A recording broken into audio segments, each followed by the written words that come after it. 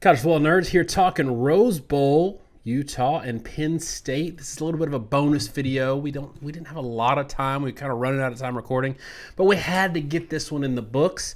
It's just too important to not talk about, and we got two teams that are going to be really engaged and excited to be there. So we want to give this one a discussion. Josh, I'm going to run you into the model pretty quick. Before I do that, I'm going to remind everybody that's watching us, please give us your score prediction in the comments, and we'll get on it. Penn State is a team that we've been pretty high on this year. You've tried your best to keep them out of the top 10, and then you keep having to put them back.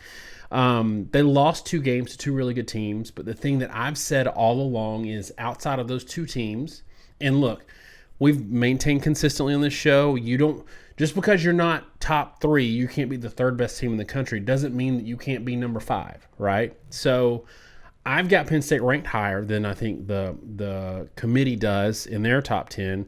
And so I wonder what the model thinks, because the one thing that's really impressed me all year with Penn State is that they've been dominant outside of those two losses. And I wonder what the model says and kind of if there's anything interesting that you can pick out in the model in terms of the numbers. Yeah, and I think there are some interesting distinctions to be made that you see in the model. In our model, for those that aren't familiar, we look at the profile of your team. We look at the matchups when these two teams play each other, and it's a deal where Team A can beat B, can beat C, can beat A, right? It's not just a straight power rating. Come up with an idea of what this game is going to look like, and then we apply it to a scoring model based off your particular team and what they needed to be successful throughout the year. And so the scoring model is actually adjusted for each team, not just points per yard, a little more complicated than that. The most interesting facet to me is looking at the defensive statistics. We talk about these all the time. A percentage of opponent averages allowed. That Penn State allows 78% of opponent rush averages, 84% of opponent passing averages.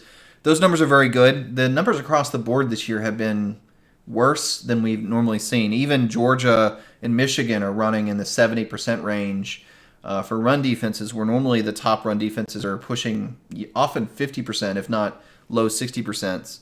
But I think Utah's run and pass defensive numbers are interesting. 86% against the run is merely above average. 99% against the pass is actually pretty poor.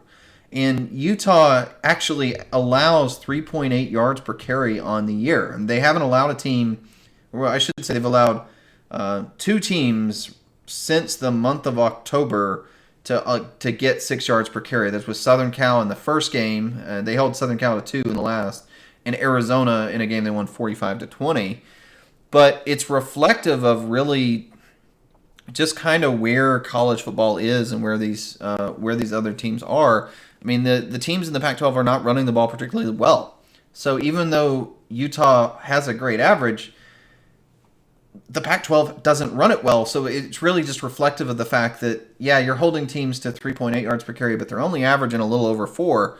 And so I think that kind of screws with the whole perspective. And, you flesh it out further. Utah's offense is a little more productive than Penn State, but again, you sort of have to adjust by the defensive metrics involved. That gives Penn State a slight yard per play advantage in this, 5.7 yards per play to about 5.3, and then a 26-23 margin in favor of Penn State. I don't think anything there is particularly shocking. It all tracks pretty well with where this game is projected by Vegas as well. Vegas has Penn State the underdog in this game by 2.5, so it's not completely on the money, but I think it's all pretty interesting. And I think if you were to talk on one thing here, it is that run defense. It's whether you buy these numbers, and if you want to figure out one reason why I think the model may be wrong, it is how much Penn State depends on the run game and how much Utah has been able to shut down run games when they felt like it. And I think really that is the story of who's going to win this football game. For me, I wonder, though, and we talked about this a little bit in some other games, it's so hard to know anything because the conferences are so isolated. The Pac-12 did not do well against P5 competition out of conference. But the Big Ten didn't play that many meaningful games out of conference. Penn State, I love Penn State fans, and they've been riding with us all year. We got some that show up in the chat every live show. even if they lose, they've been living on this Auburn win all year, and Auburn's terrible. So that's hard to know anything. But I'll also keep going back to this Penn State being dominant in their entire schedule, and Utah hasn't been dominant. And I think that they've struggled with some decent teams. Like I think Washington State's a decent team, but I have some concerns there that I think that maybe the numbers, the advanced metrics can't pick up on the disconnect between the Big Ten and the Pac-12. I think Penn State overall is just a better football team. I wish that we were going to see Parker Washington in this one, but we're not. Give me Penn State 24, Utah 20. Yeah, it's a difficult one. I think it's odd, honestly, that Utah is favored by 2.5. I think first blush, your expectation would be that Penn State would be favored in this game. I don't know if it speaks to motivation, opt-outs. I think Parker Washington is an incredibly important part of that Penn State offense. I mean, in terms of receiving yards, he leads the team by some kind of small margin, right? 600 yards to about 520. But I think just in terms of how they use him and his role as a weapon in that offense, he's even more important than that. My thing that I telegraphed, because we're trying to make this a shorter video for the sake of our own holiday plans, Utah's really only struggled with two teams that ran the ball well, and it was Florida in the opener and it was Southern Cal in the first game. The thing those two teams have in common is they probably have the two most dangerous running quarterbacks in college football. Neither one of those teams had a 100-yard back in the game. They gave up a lot of yards to quarterbacks. Clifford is a good athlete, but he's not Caleb Williams or Anthony Richardson. And I think outside those guys, Utah has the ability to play good defensive football against a physical football team. And that's where I think Penn State's really made hay. So if you're not going to be able to just run over Utah, you're not going to be able to wear them down. I don't think you can get explosive plays at the end of the game like they have at times to break it out.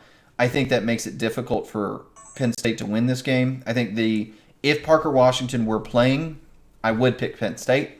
But because he's not, I'm not going to. I'm going to pick Utah in this game.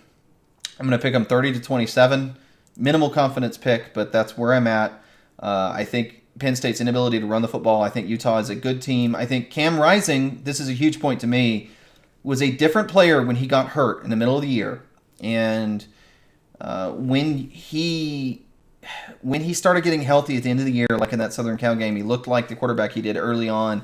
And statistically, Utah doesn't look like the team they should because of those bad outings after his injury. And to be a little more specific with him, this was a guy that averaged 8 yards per attempt on the year, but he was in a row of games where he was 8 to 9 yards per attempt, gets hurt, doesn't play the next game, and comes out and puts out 6 yards per attempt, 6.5, 4.5 in those Arizona, Stanford, and Oregon games. And when he got healthy, a little healthier, Colorado and Southern Cal, he got back in the 9 to 12 yards per attempt game.